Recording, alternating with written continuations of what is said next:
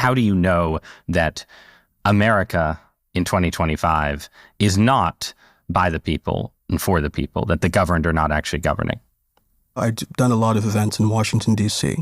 That is a city of about 700,000 people in this country without full representation in Congress. Eleanor Holmes Norton, the one delegate they have, cannot cast a vote in the final passage of legislation in the House.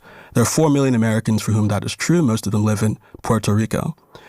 That, I think, by any reasonable definition, is not a democratic arrangement. It's something that's troubled people for many years in this country. But even beyond that extreme, those of us who do have representation have very unequally apportioned representation. Classic example, California is a state of about 40 million people.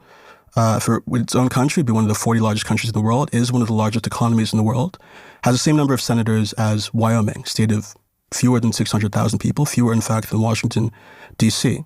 That means functionally that people in Wyoming have about 60 or more than 60 times the representation of people in California do in the Senate. I don't think that's a merely academic point. You hear in school that this is balanced out by the House. It's not really, in a substantive way. The Senate alone shapes the judiciary, it shapes the executive branch. And obviously it's a veto point for the passage of even ordinary legislation.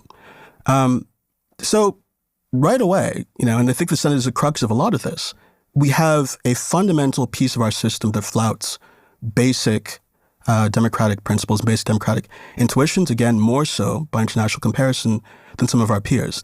No country gets it perfect. There's no ideal democracy out there in the world. But I think it's fair to say that a system is not really democratic as much as it might purport to be one.